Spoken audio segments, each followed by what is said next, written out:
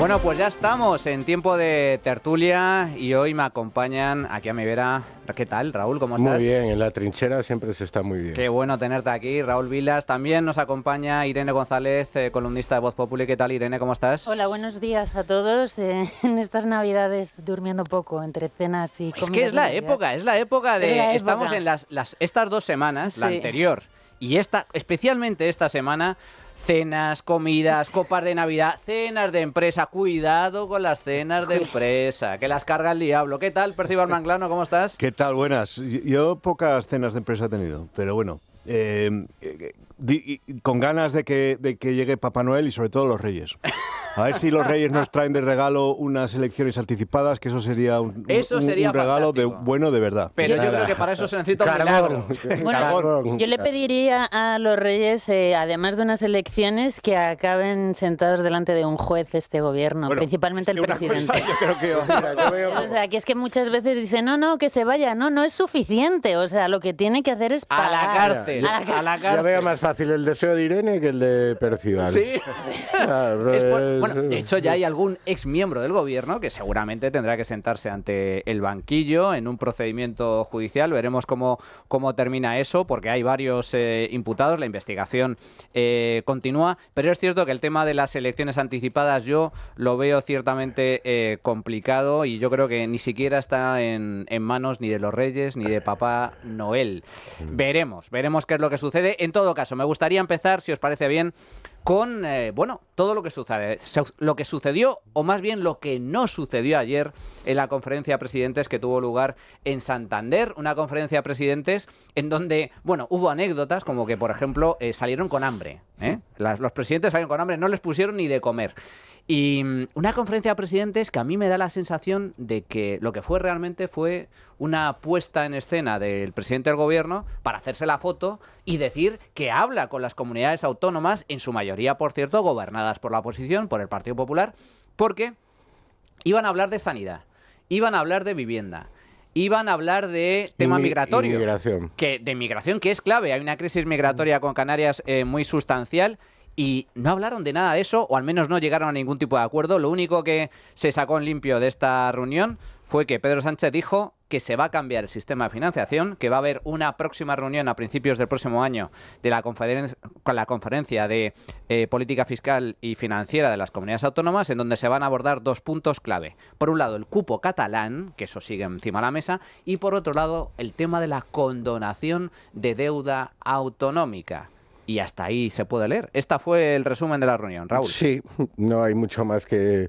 Llegaron a Santander, pasearon por el Palacio de la Magdalena, lo cual es envidiable, porque es un sitio maravilloso.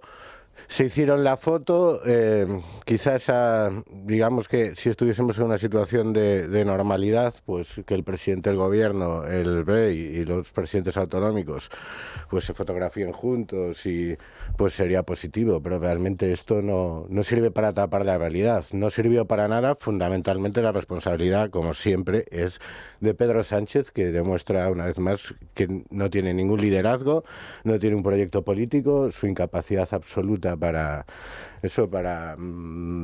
articular un proyecto para España. Todo se limita a un proyecto personal de poder.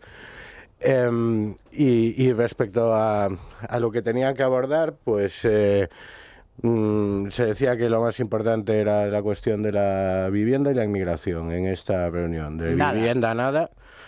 Tampoco, yo creo que poco pueden hacer. O sea, si la solución para el problema de la vivienda es que el Estado se ponga a construir casas baratas, esa agencia estatal que anunció Pedro Sánchez. Lo de la inmigración me parece también muy curioso, paradójico, porque por un lado el mensaje de los grandes constante que recibimos es que no hay ningún problema con la inmigración, no pasa nada, pero son incapaces de ponerse de acuerdo ni siquiera en cómo abordar la cuestión de los menores no acompañados. Y la gran cuestión, que es el asunto del cupo catalán y demás, pues claro, es que eso es la cuadratura del círculo, porque lo que pretenden es que combinar, que al mismo tiempo se establezca una relación de privilegio con Cataluña, que es eso, porque el cupo catalán y en general la relación con el nacionalismo catalán desde hace ya más de un siglo se fundamenta en establecer una relación de privilegio. Y una relación de privilegio, pues todos sabemos lo que significa el privilegio. No puede ser igual para todos. Aquí el gobierno nos pretende hacer tragar que se puede tener establecer un privilegio con Cataluña, pero que eso no suponga un perjuicio para los demás. Pero si privilegias a uno, por narices tienes que perjudicar a los demás. Entonces, pues eso se ha vuelto a aplazar.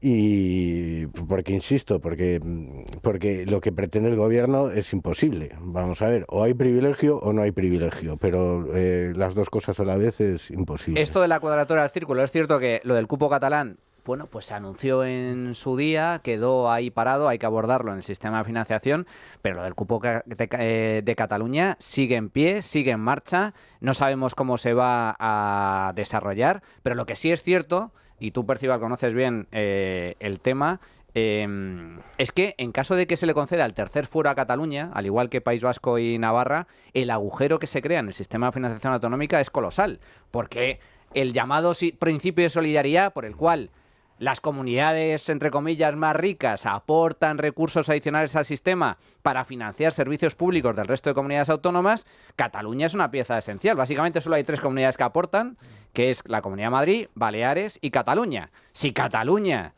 sale del sistema, el agujero que se puede provocar únicamente se puede cubrir de 2 formas. O las comunidades autónomas reducen el gasto público en un 10 o 15% porque se le van a ver reducidos los recursos, o directamente el gobierno, que yo creo que va a ser la opción de Pedro Sánchez, le sube los impuestos al conjunto de los españoles y especialmente a los madrileños, que se verán obligados a aportar más.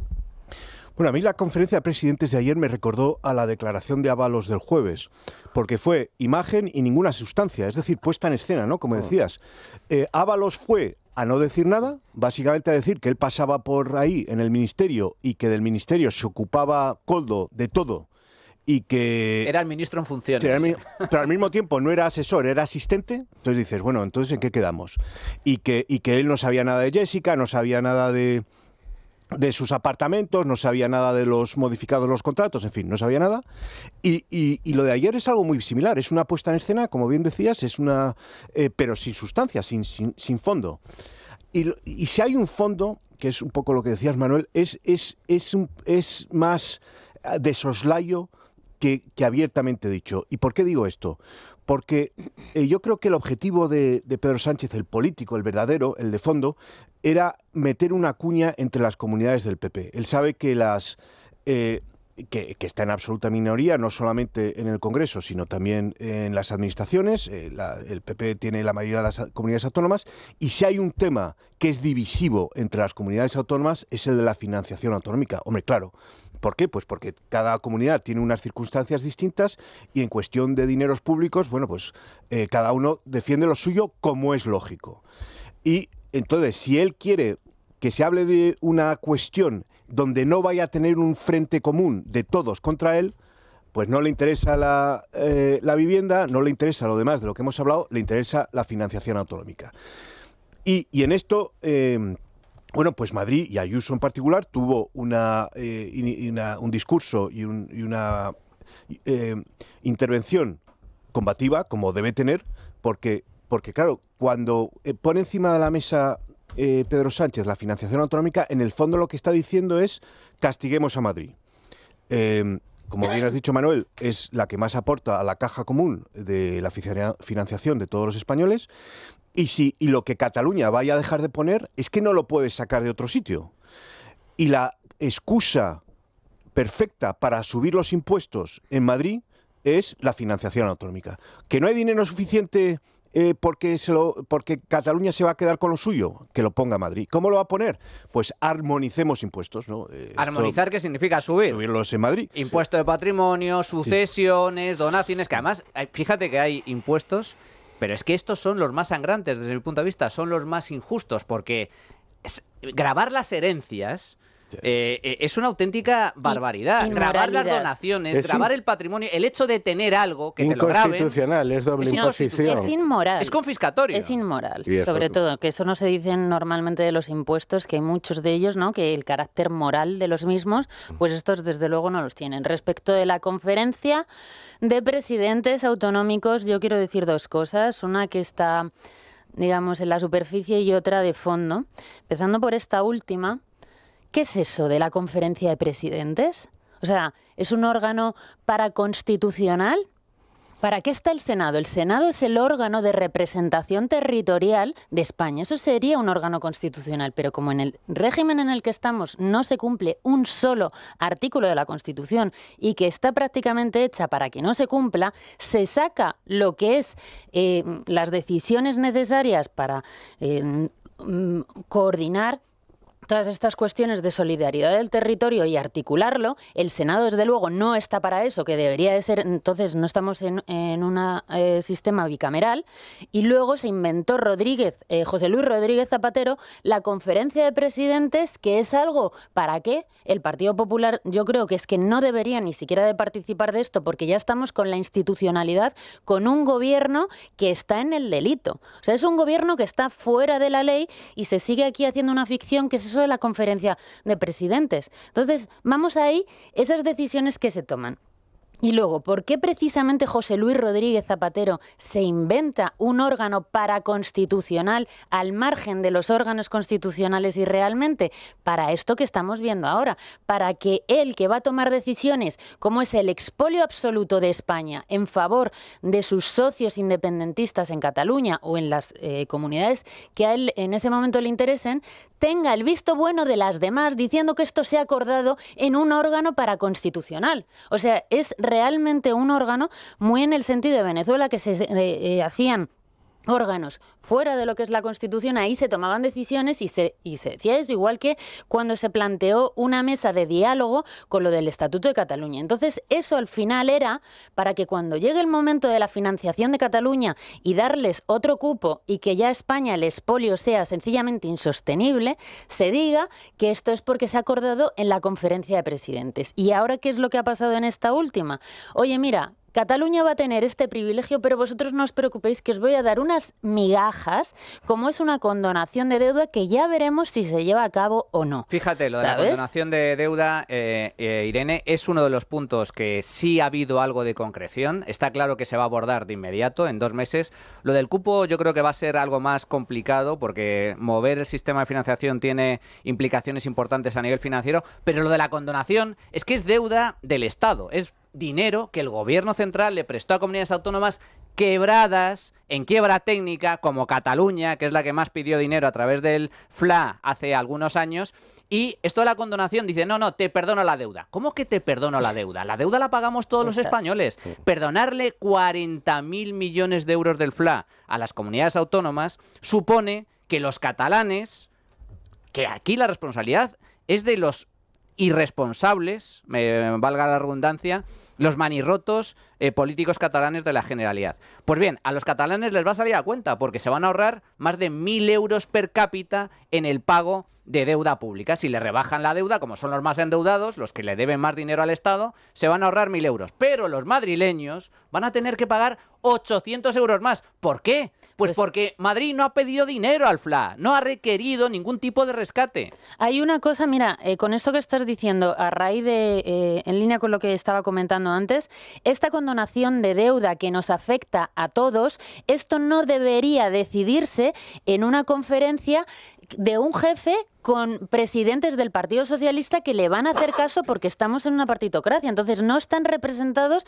quién está defendiendo que nosotros condonemos esa deuda, si es de todos. Eso debería de decidirse al menos en otro tipo de órganos. Fijaos, esto es lo que decía la presidenta de la Comunidad de Madrid, Isabel Díaz Ayuso, al respecto de esta condonación. He recordado que el cupo es profundamente ilegal e inconstitucional. Si alguien quiere cambiarlo de todos, primero se habla entre todos, no con las bilateral, no sé qué, pluri, como estamos siempre, plurinacional, Estado federal. No es cierto, es que la realidad es que España no funciona así, ni está recogido en ningún sitio. Entonces, el que quiera modificar este sistema, que vaya a unas elecciones y que le diga al pueblo español, voy a cambiar esto y a partir de ahora España va a dejar de ser una monarquía parlamentaria y va a convertirse en 17 estados. Bueno, Ayuso lo que está hablando es que esto supone casi un cambio de régimen a nivel constitucional, un cambio de régimen político, porque claro, esto es la caja común, es el régimen común de las comunidades autónomas y esto está establecido en la Constitución. Esto de los fueros es un sistema que está recogido también en la Constitución, pero exclusivamente para dos regiones, que es Navarra y País Vasco, no para Cataluña. Y esto es lo que pensaba precisamente una de las declaraciones de Salvador Illa, el presidente de la Generalidad. Nuestro planteamiento, el planteamiento que todos ustedes conocen, es un planteamiento de solidaridad con el resto de España, que no busca privilegios. No queremos ser más ni menos que nadie. Y he explicado que el modelo, la propuesta de Cataluña, es la propuesta de la solidaridad en materia de financiación frente al modelo de la insolidaridad de quienes practican la deslealtad fiscal. Lo repito para que quede claro. El modelo catalán de financiación singular es el modelo de la solidaridad. Ha quedado meridianamente claro. Bueno, o sea, lo solidario es que Cataluña no aporte menos o aporte menos, o no aporte nada. Al repetirlo, ha mentido dos veces, o sea que se agradece la insistencia a la mentira. O sea, lo que dice es exactamente lo contrario de la verdad. Vamos a ver. Esto no es solidaridad. ¿Por qué? Porque Cataluña es una región rica y como región rica en todos los sistemas fiscales del mundo, los que más tienen aportan cuantitativa y calitativamente más a los demás. Cataluña tiene un PIB que está en torno al 120% de la media española. Es decir, son un 20% más ricos que el resto de los españoles. Entonces, eso les lleva a tener que aportar al sistema de solidaridad de todos. El cupo significa exactamente lo contrario de eso, es decir, que no van a compartir sus recursos con el resto de los españoles. Y sin embargo, ¿quién sí que comparte sus recursos con el resto de los españoles? Madrid, que es el que comparte, el que financia el 80% de la caja común del que se alimenta la solidaridad entre españoles. O sea que, ¿y por qué lo hace? Pues precisamente porque tiene políticas fiscales sensatas, adaptadas a la economía madrileña, que lleva a que se genere más riqueza, a que se puedan pagar más impuestos y que la economía florezca. En Cataluña, como se han dedicado a destruir su economía, pues claro, tienen menos ingresos, más déficit, más gasto público y más deuda. Pero es exactamente lo contrario de lo que ha dicho ella. La solidaridad está en Madrid, la falta de solidaridad está en Cataluña. Y esto de la condonación es lo más insolidario que hay, porque efectivamente supone que los catalanes van a pagar menos, porque así le sale de la cabeza al presidente del gobierno, a cambio de repartir esa deuda catalana entre todos los españoles, con lo cual, al final, los madrileños y las comunidades más responsables fiscal y financieramente son las que van a pagar el pato. Si me permitís, vamos a cambiar de tema porque otra de las polémicas, a mí lo de esta semana de verdad que me ha parecido dantesco lo que ha pasado en los últimos días, porque el gobierno se ha negado, empezando por su presidente, a acudir al funeral por las víctimas de la gota fría en Valencia. Claro, al final el gobierno salvó la cara, o eso al menos vendió a la opinión pública. No, pero si enviamos 3 representantes, 3 ministros fueron allí al funeral. Pero es que inicialmente no iba a ir nadie. El escándalo fue tan mayúsculo al principio que el gobierno tuvo que corregir y finalmente Pedro Sánchez, por supuesto, no fue. Y no fue porque lo corren a gorrazos, como aparezca por Valencia. Pero envió a 3 representantes del ministerio. Fueron también los reyes. A este funeral, que hay que recordar, asistieron 400 familiares de las víctimas de la Dana en esta misa funeral celebrada en la Catedral de Valencia el pasado lunes, pero Pedro Sánchez no asistió. A mí, de verdad, me parece dantesco, entre otras cosas porque ya es la tercera vez que Pedro Sánchez abandona a los valencianos. Los abandonó después de la tormenta, cuando dijo: si necesitáis ayuda, si queréis más recursos, los pedís. Los abandonó cuando visitó Paiporta y huyó cobardemente en esa comitiva con el rey y dejó allí a los reyes hablando con la gente. Y los abandona ahora en un acto que lo que conmemora, lo que recuerda es precisamente, bueno, pues a las víctimas de este desastre, y no se digna aparecer por ahí. Raúl, ¿qué te pareció? Pues normal, teniendo en cuenta quién es Pedro Sánchez y su modo de actuar.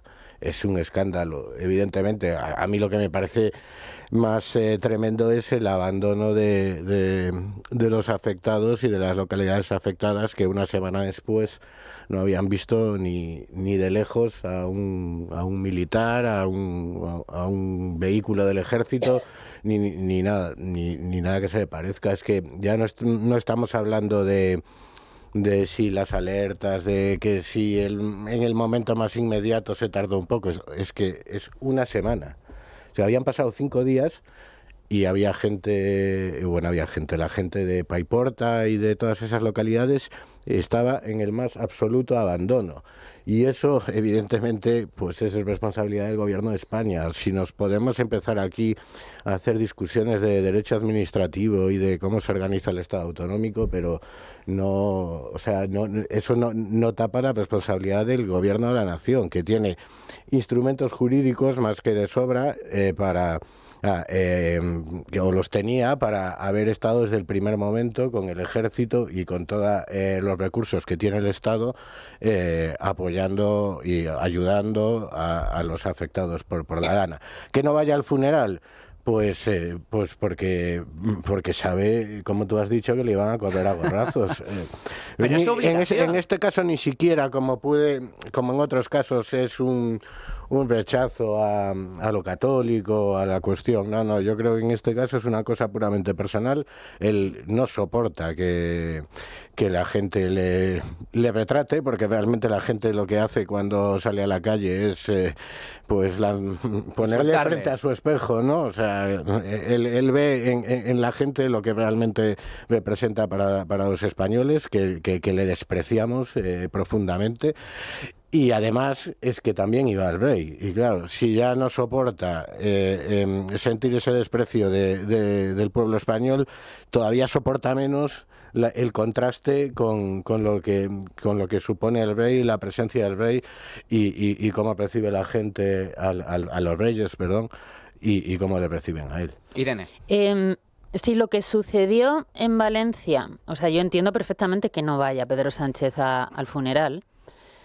Pero si lo que hizo Carlos Mazón cuando sucedió lo de Valencia, la gota fría, las riadas, fue de una absoluta ineptitud, total, absoluta ineptitud de Carlos Mazón, lo que hizo el Gobierno de España fue un acto criminal. Son culpables directos porque por una cuestión política, para hundir a una comunidad autónoma de signo político distinto, para eso no solo puso en juego vidas, como ya vimos a lo mejor durante la pandemia aquí en Madrid, lo que hizo fue negar ayuda. Eso no es un delito para que entre en la cárcel y que responda por las muertes que ni siquiera declaran. Ayer mismo la Guardia Civil encontró otro cuerpo más entre el barro que hay. No es que tardase el ejército en aparecer por allí 4 días o una semana, es que fueron pocos y hoy en día solamente están los voluntarios. La actuación de Valencia es una actuación absolutamente criminal, pero de todo el gobierno, especialmente del presidente del gobierno, de Grande Marlaska, de Margarita Robles, que fue allí a un garaje a broncar a víctimas que estaban allí entre el lodo y la mierda en la que ellos les habían metido sin hacer nada. Entonces, y luego estaba por allí el general de la OME diciendo esto es la democracia, y luego se preguntan por qué hay personas más jóvenes que entonces tengamos un rechazo a este sistema en el que dices, si mantiene a esta gente en el poder y me dice que yo tengo que estar en la mierda muerto y sin siquiera poder ir a llorar a mis muertos, esto es este sistema, pues a lo mejor yo lo rechazo. Respecto del funeral, por supuesto que no fue, y hizo además muy bien en no ir. ¿Por qué? ¿No os acordáis de los funerales por víctimas de la ETA, cómo echaba el Partido Socialista Pachi López, tanto a María San Gil como a Mariano Rajoy, de esos funerales, y les llamaba a ellos que eran como los culpables? Él no va porque él sí sabe que es culpable de todas esas muertes. Él lo sabe. Fue María Jesús Montero, que estaba de muy buen rollo con Carlos Mazón, porque yo lo de Carlos Mazón de verdad es una cosa pues que lo estudien en colegios, porque yo no he visto a una persona que tenga menos luces, de verdad, en ningún caso. O sea, no es válido para absolutamente nada. Estaban allí buen rollo. María Jesús Montero, la ministra de Hacienda, lo único que ha sido capaz de hacer a gente que lo ha perdido todo. Cuando digo todo, son casas, coches y familiares, es darles un aplazamiento del segundo pago del IRPF. Un aplazamiento no es una condonación. Exacto, no. Es retrasar el pago. pago. Y de un segundo pago en el caso en el que lo hayan fraccionado. El que lo tenga. ¿Vale? El que lo tenga. Y que te lo aplazan 6 meses. Entonces es de una miseria, es de una vergüenza absoluta, y este gobierno no debe haber unas elecciones. Esto no es una responsabilidad política que la gente dice, tiene que haber dimisiones. No, tiene que haber juicios. Fíjate, comentabas, fueron 3 ministros. María Jesús Montero, luego fue también el ministro de Política Territorial y Memoria Democrática, Ángel Víctor Torres, y la ministra de Ciencia, Innovación y Universidades, Diana Morán, que es la jefa del socialismo valenciano. Pero allí no apareció Pedro Sánchez. Pero es que inicialmente no estaba previsto ni siquiera que fueran los ministros. Y comentáis el abandono. Y ahora te doy paso, Percival. Sí. Fijaos, el ejército, la policía, no apareció allí durante días. Cuando llegaron, totalmente insuficientes. Pero es que ha pasado más de un mes, mes y medio. 43 días. ¿Y sabéis cómo está la situación en Valencia? Nos lo explica una vecina de Catarroja. Y yo vivo en la zona más nueva de Catarroja. A día de hoy un cementerio enfrente de mi casa en el que me tiran aún aguas fecales y de todo de lo que están sacando de los garajes. Yo tengo un niño de 3 años al que no puedo sacar a la calle porque eso huele, que no os lo podéis ni imaginar. Tengo que vivir en mi casa, que por suerte, no la he perdido. Y la tengo tapiada. No puedo ni abrir las ventanas, no puedo ventilar mi casa del olor infecto que hay. Y allí nadie va, allí nadie va. Allí hay 3 personas. Y los vecinos que pagamos empresas para que vengan a limpiar. Eso es lo que hay allí. Seguimos abandonados. Este es el testimonio de una vecina de Catarroja, Mary García, en el programa de Ana Rosa Quintana. Ha pasado un mes y medio y los valencianos afectados por la gota fría siguen abandonados. Percival. Es dramático, es absolutamente dramático. El testimonio de esta señora lo pone de relieve y si hablas con gente, yo he estado hablando con gente de Valencia hace poco y te lo dicen, que es que sigue pareciendo esto una zona de guerra. No se ha arreglado todo y va a tardar mucho. La humedad que ha afectado a los cimientos de los edificios, eso es un problema gravísimo y estructural y de una solución muy a largo plazo. Pero volviendo a la pregunta, ¿no? ¿Por qué no fue Pedro Sánchez al funeral y no quiso que fuese su gobierno? Yo creo que hay, además de los argumentos que se han dado ya, hay uno que es puramente psicológico y que me parece muy relevante. Y es que en la cabeza de Pedro Sánchez y de su gobierno, las víctimas de todo son ellos. O sea, ellos son víctimas del sistema que les está acosando, de los jueces, de los medios, de la ultraderecha. De la ultraderecha, gracias. Entonces, claro, es que ellos, su posición en política es ser víctimas. Acordémonos, yo estoy bien. Claro, es que el narcisismo, hombre, es que claro, el narcisismo de Pedro Sánchez es tal que él no puede ir a homenajear a otras víctimas, porque él esperaría que se le hiciese un homenaje a él por ser víctima de todos los medios y de todos los fachas de España. Entonces, ¿cómo va a ir él a homenajear a otras víctimas? Claro. Está esperando que se le homenajee a él, pobre, que es una víctima. Percival, cómo me alegro de tenerte de tertuliano, porque estamos totalmente alineados. ¿Qué dijo Pedro Sánchez? Vamos a recordarlo. ¿Qué dijo Pedro Sánchez después de salir por patas de Paiporta y no tener la valentía, la gallardía, la dignidad de aguantar el chaparrón después de dejar abandonados a miles de valencianos y salir rodeado de tus guardaespaldas? ¿Qué hizo Pedro Sánchez? Pues se hizo la víctima.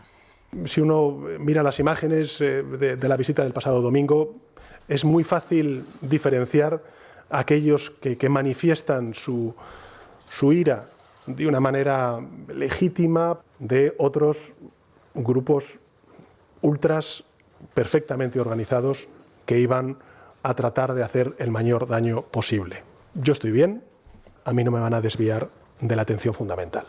Los protagonistas son los ciudadanos afectados, son los familiares de las víctimas, la reconstrucción y el relanzamiento de esta provincia de Valencia y otras que se han visto afectadas por esta emergencia climática.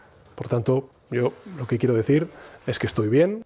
Yo lo que quiero decir es que estoy bien, yo estoy bien. Y los que me agredieron no eran vecinos, porque las agresiones los vimos todos con las imágenes. Eran señoras con escobas, el otro con un rastrillo que tenía allí. Eran vecinos. De hecho, hubo 3 investigados por esta cuestión, por estos ataques, y los 3 eran vecinos, eran voluntarios que estaban limpiando allí. Pero no, el presidente del gobierno dicen que era una banda criminal organizada, casi cuasi terrorista, paramilitar, todo perfectamente organizado, son unos grupos de fachas, pero él está bien. Este es el presidente que tenemos. Bueno, llegados aquí, permitidme que hagamos una pequeña pausa y regresamos de inmediato. Bueno, pues ya estamos de nuevo en tiempo de tertulia. Por cierto, a mí siempre me gusta estar rodeado de los mejores, pero no os quejaréis. Yo intento tratar bien a mis tertulianos. Tenéis aquí desayuno para reponer fuerzas. Gracias a Pastelería Saúl, con tiendas en Arturo Soria, en Alcorí, en Canillas, en O'Donnell, en la calle Orense, y también con servicio a domicilio. Bueno, comentábamos la no presencia, la ausencia del gobierno, en este caso del presidente del gobierno, en la misa funeral por las víctimas de la Dana, por las víctimas de la gota fría en Valencia, pero es que ha habido una ausencia también muy relevante. La semana pasada, el pasado sábado, se reabrió la Catedral de Notre Dame en París después de ese terrible incendio acontecido hace 5 años, después de una labor de reconstrucción, de reforma ciertamente sustancial, y resulta que había 40 jefes de Estado, no 1 ni 2, 40 jefes de Estado, entre otros el presidente electo de Estados Unidos, Donald Trump. Estaba también el presidente de Ucrania, estaba presidentes hispanoamericanos, estaba media Europa, estaba allí. Pero no estaba, o sea, ya no digo el presidente del gobierno o el rey, es que no había ni siquiera un mísero ministro. Allí no había nadie de representación española. Los reyes fueron invitados, también fue invitado el ministro de Cultura, Urtasun. Los reyes declinaron la invitación porque tenían un viaje oficial a Italia y por cuestiones de agenda tuvieron que declinar. Pero el ministro de Cultura no tenía nada más importante que hacer que irse al circo, Percival. Empate, es empate, ¿no? O sea, los reyes se tienen que ir a un viaje de Estado histórico a Italia y el ministro de Cultura se tiene que ir al circo. Empate, pues ninguno de los dos puede ir, pues bueno, así, en fin. Es el inconveniente de esto no es solo la imagen exterior de España, que también, sino la bajeza moral de los miembros del gobierno, cómo al aflorar el problema, cómo navajean entre sí, cómo mienten, cómo intentan implicar a la Casa Real cuando la Casa Real está por encima de estos navajeos y es neutral y no quiere esto. Pero es evidente que el gobierno ha mentido. A ver, la invitación a Zarzuela, ¿a través de qué institución pasó? ¿De la Embajada de España en París? Claro que estaba... Y la Embajada es el Ministerio de Exteriores. Es el Ministerio de Exteriores, pero ¿cómo pueden decir el Ministerio de Exteriores que no se habían enterado de la invitación a los reyes? Es evidente que sí, pero, o sea, ¿ellos qué se creen? ¿Que se manda un email? Querido rey, venga usted, por favor, a la reinauguración de Notre Dame en París. Hombre, no, hay un protocolo, hay una forma de hacer las cosas y la carta se hace a través del ministerio. Pero claro, en el momento en que esto, por lo que sea, ha supuesto un problema, la reacción automática del gobierno es mentir y echarle la culpa a otro, aunque sea el jefe de Estado, aunque sea el rey, y bueno, en fin, que arreen ellos. Aquí yo veo, es un nuevo episodio, a mí es lo que más me ha llamado la atención de esto, de la tensión que existe entre Zarzuela por un lado y Moncloa por otro, porque la reacción inicial de Álvarez, del ministro de Asuntos Exteriores, fue echarle la culpa al rey. No, bueno, es que a mí no me avisaron, cuando en teoría estaba más que avisado, porque eso, las invitaciones, aunque eran personales e intransferibles, es cierto que siempre se gestionaron a través de la Embajada de París, que recibió las invitaciones y también transmitió las consiguientes anulaciones o, en caso de que hubieran decidido enviar a otro ministro, también se habría articulado a través de la embajada. No se hizo. Y a mí eso, ciertamente, no me parece algo menor. Yo veo aquí una tensión de fondo cada vez más presente y cada vez más intensa, más importante, entre Casa Real y Moncloa. Efectivamente, pero no se puede analizar de manera aislada la tensión existente entre Moncloa y Casa Real. Forma parte de un proceso más amplio en el que también está la deslegitimación permanente de la independencia de la justicia, o sea, de la separación de poderes y del modelo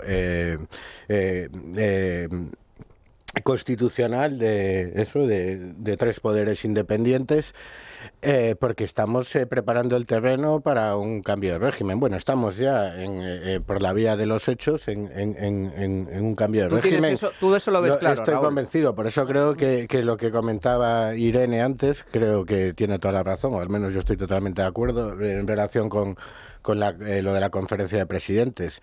Es otro instrumento ya creado por Zapatero, porque este proceso, aunque se ha acelerado mucho con Sánchez, aparte del 11M, tal cual, y de la llegada de Zapatero al poder, en el caso de la conferencia de presidentes, pues es un invento, un chiringuito, pues para tapar o para, digamos, avalar el trato privilegiado a Cataluña, que es absolutamente ilegal en todo caso, y ahora estamos, pues insisto, con la justicia y el rey, que son ahora mismo, digamos, los dos pilares que nos quedan, aunque ya bastante debilitados y con muchas grietas, y que están sosteniendo lo que queda de un Estado de Derecho que está muy malito. Hombre, muy a malito. mí me parece relevante porque también generó mucha incomodidad dentro del Ejecutivo, concretamente en Pedro Sánchez, que cuando fue la visita a Paiporta se quedaran los reyes. Sí, claro. Se lo echó en cara a los reyes. Que se quedaran allí hablando con la gente, aguantando el chaparrón. Y esto me parece relevante, primero. Coincido con Percival, me parece alucinante que no fuera nadie de representación de España en este acto tan importante, de un país vecino además, y lo que supone Notre Dame, que Notre Dame no es una catedral cualquiera, es símbolo de la civilización cristiana, de la civilización europea, de la civilización occidental. A pesar de las casullas esas que llevaban, que...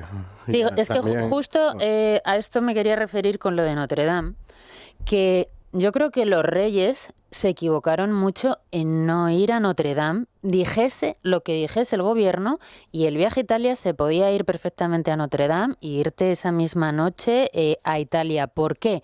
Aparte de que allí estaba el príncipe de Gales en representación del Reino Unido y demás, Notre Dame es un símbolo absoluto de una civilización cristiana que hay una agenda para borrarla, y todo lo que es Europa y todo lo que son no solo sus orígenes, sino la única forma de salvar los muebles en este mundo decadente y en destrucción en el que estamos de Europa. Para mí los reyes tendrían que haber ido, igual que se quedaron en Paiporta y no fueron detrás de Pedro Sánchez, sí que tendrían que haber ido, porque ellos tienen un papel que está precisamente por encima de cualquier cosa de partidos políticos y de unos enajenados que están ahora en la Moncloa y en el gobierno. Eso respecto de la Casa Real. La guerra que tienen es desde luego evidente y acentuada desde el momento de Paiporta, en el que ve Pedro Sánchez que ellos se han quedado allí con el pueblo y han tenido, bueno, pues mejores críticas que él. Y respecto del gobierno, bueno, que la gente pide que vaya Urtasun, pero ¿quién es este Urtasun? ¿Pero quién es? Aparte de un hijo que era alto cargo con Franco, aparte de eso, ¿quién es Urtasun? O sea, un cateto, por supuesto catalán, porque allí hay muchos en cuanto dicen, no sé qué. Esto es una cosa que también indica que el gobierno odia profundamente, tiene un proyecto antiespañol que odian a todo. España, además, tendría que tener un papel preeminente en lo que fue la inauguración de Notre Dame, por la historia común y por la historia común católica respecto de Francia y de España, ¿sabes? Y eso es una cosa que trasciende. Todo el mundo habla de lo institucional, pues esto es precisamente lo institucional. Tú tienes que estar representando algo que te trasciende a ti y trasciende al pueblo español y a la historia. Vista, Irene, decente y moral. ¿Por qué Urtasun declinó? Porque es que a ver, es que lo increíble del asunto es que es un cateto para empezar. Eso es. Es que dijera que tenía que ir al circo tenía que ir. Es un lugar que ir al circo, porque en el circo están los enanos y los payasos, entonces todo el gobierno debería efectivamente ir al circo en vez de estas cosas. Por eso la representación digna de España era en ese momento que fuesen los reyes. Entonces que Urtasun diga que no va porque aquí algún cateto de Cataluña le va a aplaudir por hacer un desprecio a una iglesia, pues eso es de catetos absolutos. Y ellos no tienen el derecho de ningunear a España. Pero es que esto no es un gobierno en representación de la nación. Es un gobierno que está vendido a intereses de terceros, que desde luego está en contra de los intereses de España. Es un gobierno profundamente anti-España. En este caso confluyen las dos cosas, yo creo. Claro, sí, o sea, exacto, sí. Por un lado, el rechazo visceral que tienen a todo lo que tenga que ver con lo católico, con lo que es la tradición clásica cristiana europea. Pero por otro lado también tiene mucho de catetos y de analfabetos y también en cierta medida yo creo que no supieron ver la importancia que tenía el acto de Notre Dame. O sea, está ese rechazo ya a priori de cualquier... Claro, es la inauguración de una catedral y encima de Notre Dame. Pero es que además son tan analfabetos que yo creo que en este caso también se sumó un fallo de cálculo, que ellos no supieron ver lo que suponía, que por ejemplo sí lo supo ver ese señor de que todo el mundo se cachondea aquí en los medios progres y tal, que es Donald Trump. Pues mira cómo Donald Trump sí que supo ver la importancia.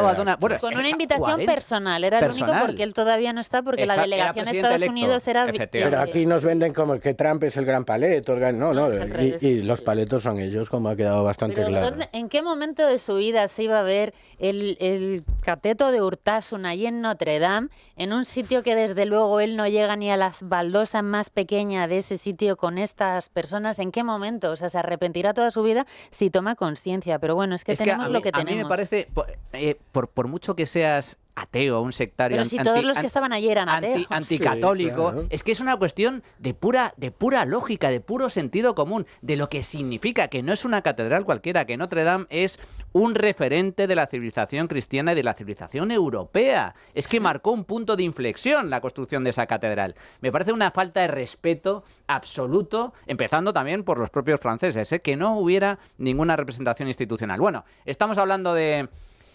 catetos. Pues hablemos de otro, no sé si llamarlo cateto, la definición ahora nos la va a dar Pablo Planas. ¿Qué tal, Pablo? Buenos días, ¿cómo estás? Hola, muy buenos días.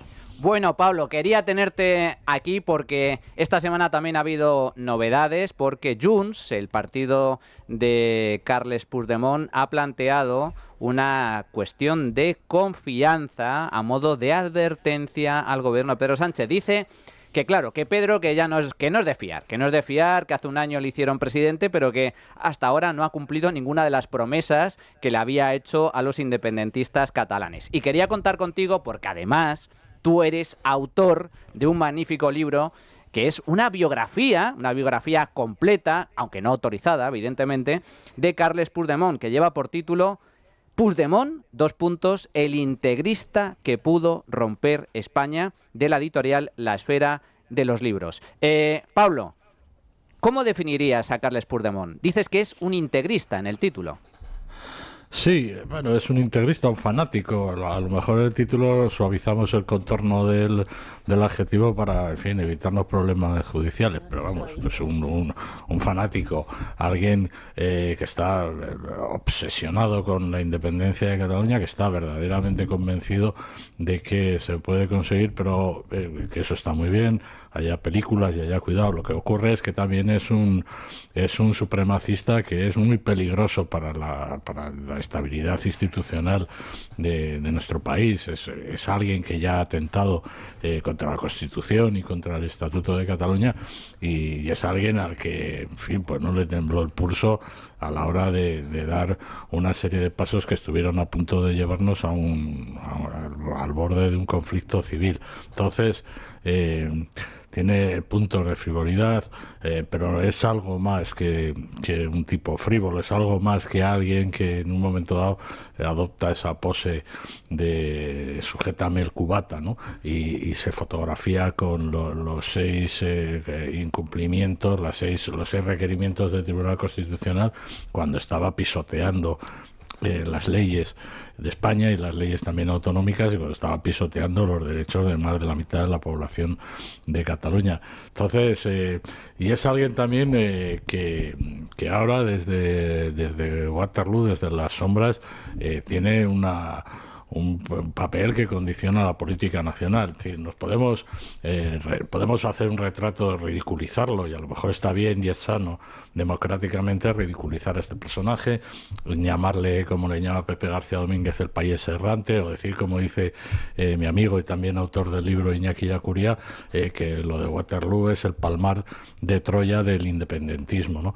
Pero tenemos que tener cuidado con él. Ojo con Puigdemont, porque tiene 7 votos en el Congreso de los Diputados que están condicionando la política nacional. Sin ningún género de dudas, yo coincido contigo en que es un sectario, un radical, un supremacista, un racista, por lo tanto, se lo cree realmente esto del supremacismo catalán, y como bien comentáis efectivamente en el título de vuestro libro, un integrista independentista que, no sé, y aquí quiero preguntarte precisamente sobre esta nueva advertencia al presidente del gobierno, Pedro Sánchez, si resulta imprevisible.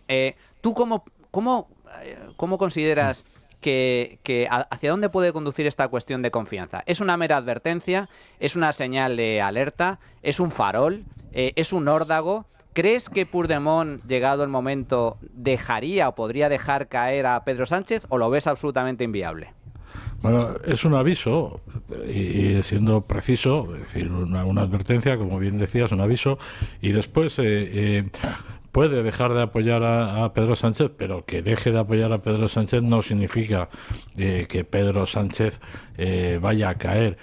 Puigdemont tiene una parte de imprevisibilidad. Es un hombre que estuvo a punto de convocar unas elecciones autonómicas y por la presión de Esquerra pues decidió finalmente dar salida a la proclamación de independencia, de modo que lo que diga Puigdemont en un momento dado hay que ponerlo en cuarentena, porque también es un hombre que no acostumbra y que ha tenido incumplimientos de su palabra pues bastante recordados y bastante obvios, ¿no? Porque cuando citó a todos los consejeros de su gobierno golpista el lunes siguiente de la proclamación de independencia que fueran a sus despachos a trabajar, y él ya había tomado ya se había fugado a Bruselas. En ese contexto, Puigdemont es tan poco de fiar como tan poco de fiar es el presidente del gobierno, y aquí se encuentran dos personajes que son, en fin,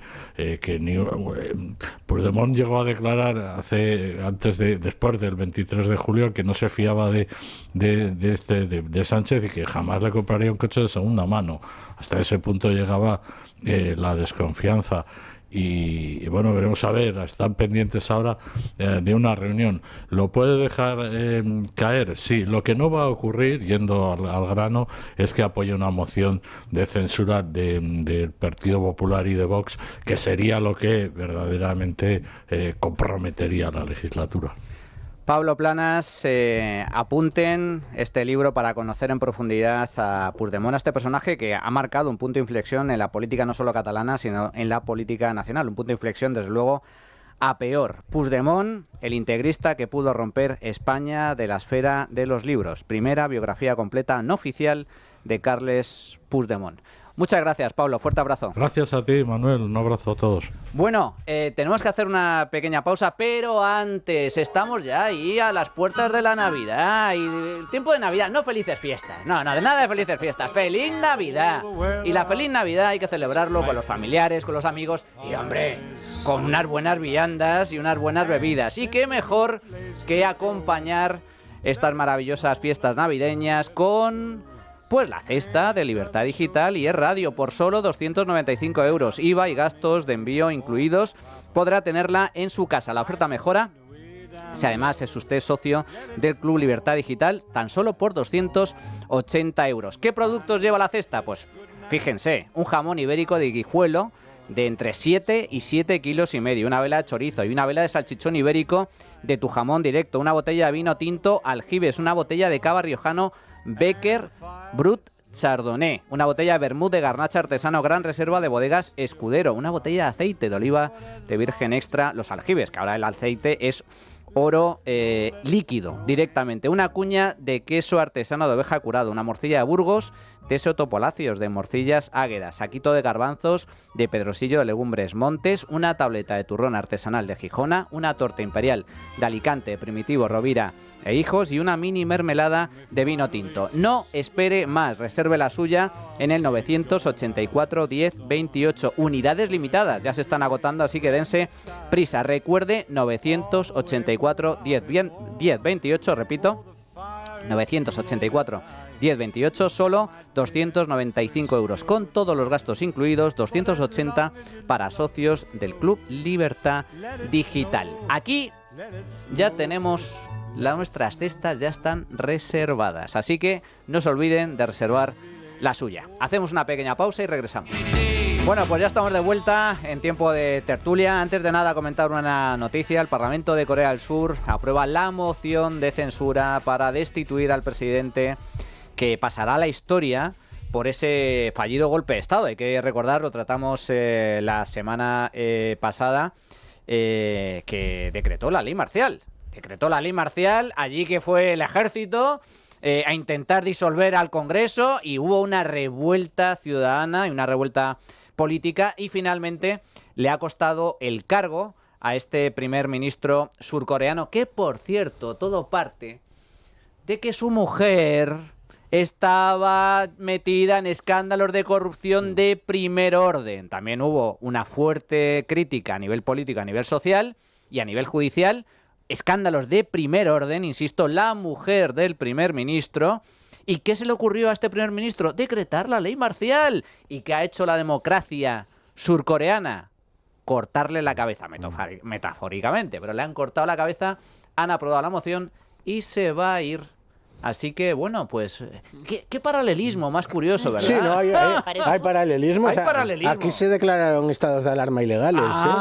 Pero todavía mantenemos aquí, todavía sigue en pie. Al parecer, Corea del Sur es un país, desde luego, más civilizado, más desarrollado. Más democrático. Más democrático, ¿sabes? España ya somos una especie de tubería del norte de África. Un país capitalista y próspero, y eso ayuda mucho. Sin duda. Bueno, aquí, en todo caso, a mí me gustaría, comentábamos con Pablo Planas, un poco el perfil de Puigdemont en esta biografía no autorizada de Carles Puigdemont, que es un personaje que hay que recordar, de cuyos votos depende el presidente del gobierno, Pedro Sánchez. Y esta semana ha habido un aviso, una nueva advertencia por parte de Junts, que tiene 7 votos y que permitió en su día la investidura de Pedro Sánchez. Esto es lo que decía la señora Nogueras en el Parlamento esta misma semana, Míriam Nogueras, instando a Pedro Sánchez a cumplir los acuerdos con Junts y con Cataluña.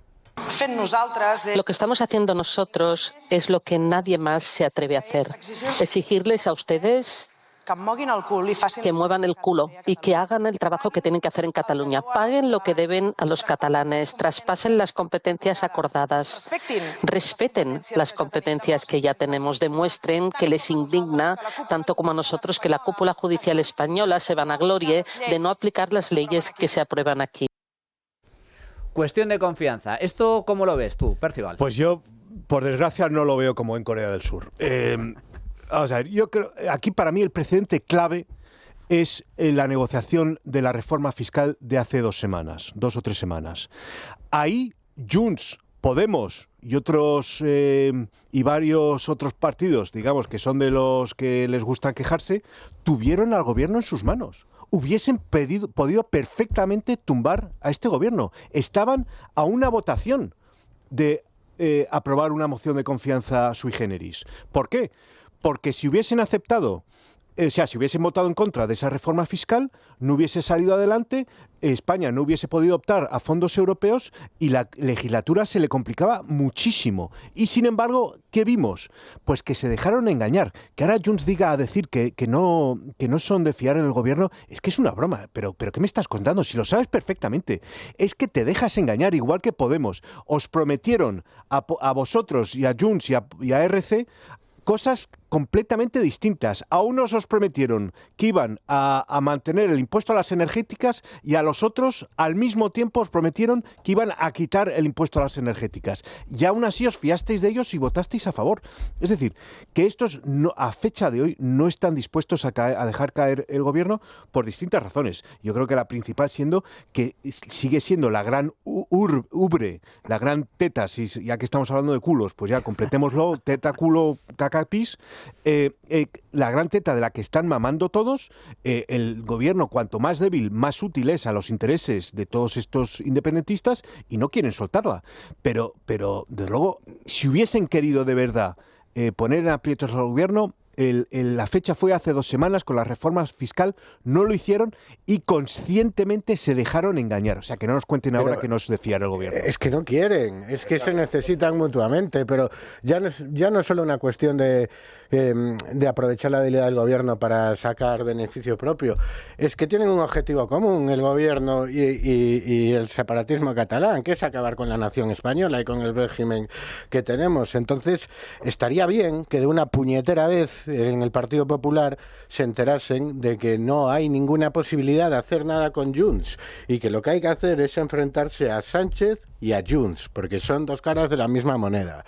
Y dejémonos ya de ensoñaciones, de como si estuviésemos en los años 90, cuando de Puyol el enano habla castellano. No, estamos ya en otra situación mucho más grave. Como comentaba antes, se está culminando un proceso de cambio de régimen por la vía de los hechos, se está deslegitimando a la justicia, vamos en los próximos meses a un choque brutal entre los dos poderes y vamos porque lo que se pretende aquí es decir la separación de poderes no funciona porque la justicia es una conspiración de fascistas que quieren derribar al gobierno, entonces nosotros que somos la voluntad popular somos los que vamos a nombrar a los jueces y eso es a lo que vamos y en eso es lo que tiene que estar el PP y Feijóo y no pensando constantemente en que con el PNV y Junts va a gobernar como si estuviésemos hace 30 años porque estamos en otra situación. A mí también me gustaría que las cosas fuesen de otra manera, pero si no te gusta cómo son las cosas, deja paso a otro. La moción de censura, desde luego, que pierdan toda esperanza, no se va a producir, lo ha dicho Junts por activa y por pasiva, el PNV tampoco va a aprobar.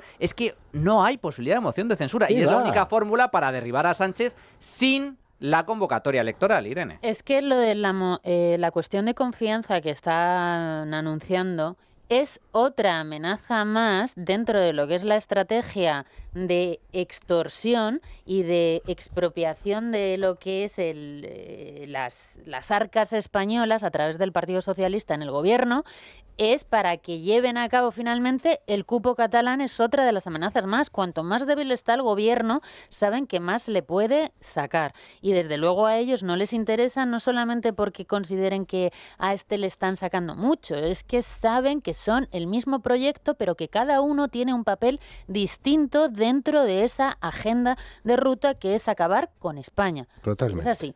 Y luego, lo que estaba mencionando Percival, que es lo mismo que yo le llevo escuchando a Feijóo desde el principio que llegó a la presidencia del Partido Popular, sus palabras son de: Junts, ¿no os dais cuenta que no os podéis fiar de Pedro Sánchez en las promesas que os hace? Es evidente que lo que está haciendo es: fiaos de mí, que yo sí que voy a cumplir esas promesas. Eso es básicamente lo que está diciendo Núñez Feijóo. Y eso es sencillamente inaceptable y es otra de las pruebas que te dice: oye, entonces ¿para qué queremos que se vaya Pedro Sánchez si luego va a venir un presidente que les está diciendo a Junts: oye, que es que no os fiéis de Pedro Sánchez, pero de mí sí? ¿Eso es lo que realmente esas negociaciones está llevando a cabo con Junts? Lo que tiene que hacer efectivamente el Partido Popular es decir: ¿tú quieres llegar a la Moncloa? ¿Para qué? ¿Para qué? ¿Vas a pactar con Junts? ¿El qué? ¿Qué es lo que tú sí que vas a cumplir, que dices que te apoyen a ti y no a Sánchez, que él no puede cumplir? Esas son, desde luego, lo que se vislumbra de todas las palabras que dice Núñez Feijóo en un día. Lo dice mucho cada vez que habla con Junts y, por supuesto, Junts puede amenazar, puede hablar en cualquier término, que llega el Partido Socialista y llega el Partido Popular y empiezan con un cariño a hablar de ellos, le hablan con una dulzura de verdad, ¿sabes? Los dos y bueno... De todas formas, esto de la cuestión de confianza hay que recordar, es una proposición no de ley, por lo tanto no es vinculante. La potestad para presentar cuestión de confianza en última instancia depende del presidente, es decir, que no va a haber cuestión de confianza. Es una parida, no va a haber cuestión de confianza. Pero vamos a ver. Es pura pose, no deja de ser una advertencia, una pequeña señal de, oye, a ver si cumples porque no estás cumpliendo. Es una cuestión de confianza, es metafísicamente imposible con Sánchez. ¿Cómo va a presentar Sánchez una cuestión de confianza? Pero hombre, por Dios. De todas formas, lo que sí es cierto, y para mí sí es una negociación clave, es a ver qué pasa con los presupuestos generales del Estado, que eso sí puede tener algo de importancia, pero en todo caso, yo también soy de la opinión que puede prorrogar y prorroga 3 años y no pasa absolutamente nada. Estamos fuera de plazo. Si me permitís, vamos a cambiar de tercio porque esta misma mañana a las 12:30 hay convocada una nueva manifestación de funcionarios, de empleados públicos para defender el modelo sanitario de Muface. Que hay que recordar que este gobierno está pretendiendo acabar con este sistema que provee de servicio sanitario a través de mutualidades, a través de seguros privados, a 1,5 millones de empleados públicos. Pues bien, hay una nueva manifestación porque sigue sin haber acuerdo y este contrato, esta licitación, caduca el próximo 31 de diciembre. El 1 de enero empieza la prórroga. Para hablar sobre esta cuestión contamos con Ana Erkoreka, que es la presidenta de FEDECA, la Federación Española de Cuerpos Superiores de la Administración Civil del Estado. Señora Erkoreka, ¿qué tal? Buenos días, ¿cómo está?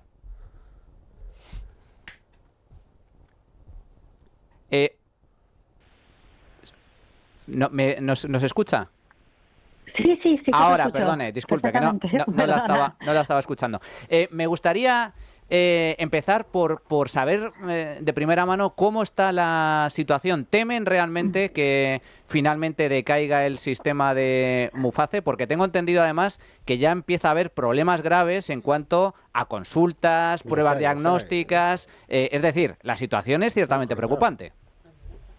Sí, es muy preocupante porque nuestros compañeros están preocupados. De hecho, algunos han ido a consultas médicas y no les han dado una nueva consulta porque no saben cómo va a quedar. Están muy preocupados los compañeros que están destinados en el exterior, más de 8.000 funcionarios, porque no tienen alternativa al Sistema Nacional de Salud. Están cubiertos por DKV y porque en algunos países, en el caso del personal exterior, que son 8.000 funcionarios, no hay alternativa porque también el sistema sanitario de otros países es más deficitario y entonces el gobierno tiene que proteger a todos los funcionarios y también, por supuesto, al personal en el exterior que no tiene alternativa. Estamos muy preocupados porque no hay argumentos sociosanitarios ni tampoco hay argumentos económicos. El trasvase de ese 1,5 millones más sus familias, que también es sus cónyuges, sus hijos, que hoy se va a ver en la manifestación que ha convocado CESIF y que FEDECA nos hemos unido, va a provocar un grave problema a nivel sanitario.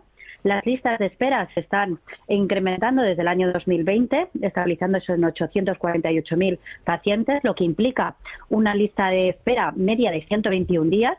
En el caso del 20% de los pacientes eso se incrementa a 6 meses y eso llevaría consigo a que esas listas de espera para los que están en el Sistema Nacional de Salud se incremente un 266% para las consultas externas y un 115% para operaciones quirúrgicas, incrementándose además también en el acceso a las urgencias. Estamos muy preocupados porque el sistema de mutualista no solo cubre a los funcionarios en activo, sino también a los funcionarios cuando se jubilan.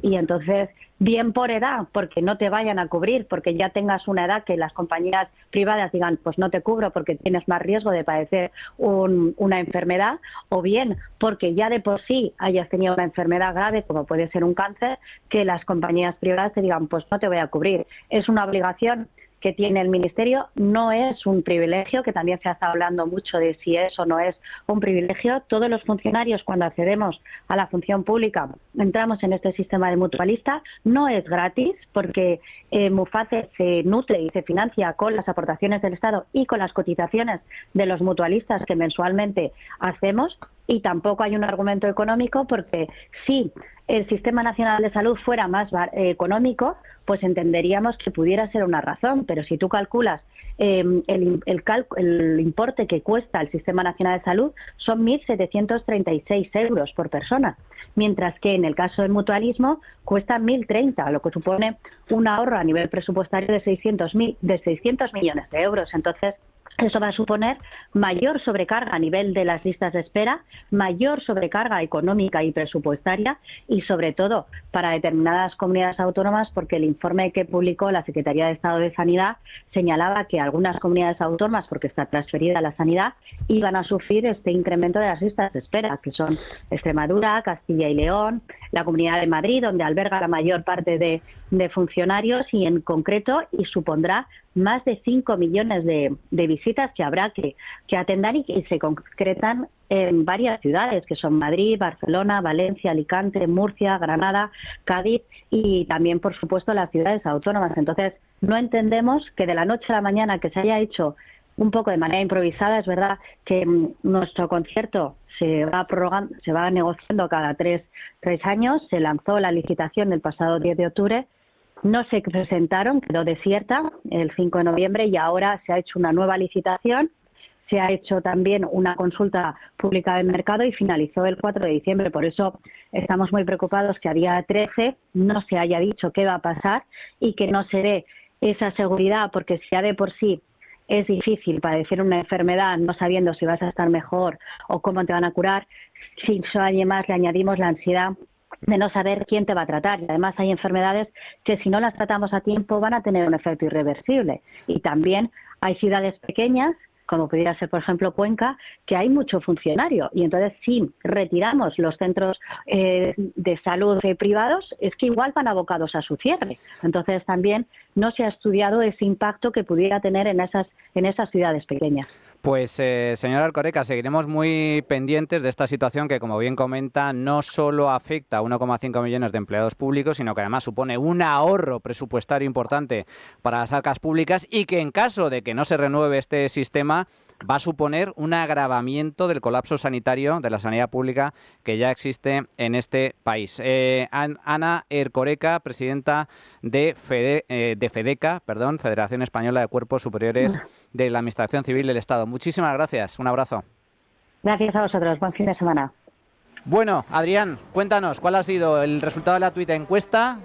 Pues hoy preguntábamos a nuestros oyentes, ¿creen que Puigdemont dejará caer a Pedro Sánchez? Dábamos 3 opciones: ni de broma, presiona para negociar, o sí, si no cumple con sus promesas, pues el 59% ha dicho que ni de broma dejarán caer a Pedro Sánchez y un 34% también piensa que presionan para negociar. Y esto nos han dejado los oyentes a nuestro contestador. Buenos días. Puigdemont no va a dejar caer a Sánchez porque Puigdemont necesita de Sánchez y Sánchez necesita de Puigdemont. Todo lo que hacen es el paripé para sacar más dinero y más prebendas a los nacionalistas y además que Puigdemont y Junts puedan salvar su cara y decir: mira todo lo que podemos, todo lo que hacemos por los catalanes. Buenos días, Manuela de Murcia. Preguntan si Puigdemont dejaría caer el gobierno de Pedro Sánchez. Yo creo que no. Y creo que no porque sabe perfectamente que no va a encontrar otro traidor como Pedro que le permita ir consiguiendo sus objetivos. Buenos días. Es evidente que Puigdemont no va a dejar caer a Sánchez bajo ningún concepto, porque le está sacando todo lo que quiere y puede y lo va a seguir sacando más durante 3 años. Pero no tengo que pactar nada con unos independentistas que lo único que quieren es romper España. Bueno, pues hasta aquí la opinión de nuestros oyentes. Coincido una vez más 100%. No lo van a dejar caer ni de broma. Raúl Vilas, muchísimas gracias. A ti, un placer. Irene González, muchas gracias. A vosotros. Percival Manglano, como siempre, un auténtico placer. Y a todos ustedes, ¡Feliz Navidad! Nosotros continuamos. Ahora repasamos noticias económicas de la semana y después nos vamos de viaje a un sitio muy especial. La Trinchera de Llamas. Es Radio.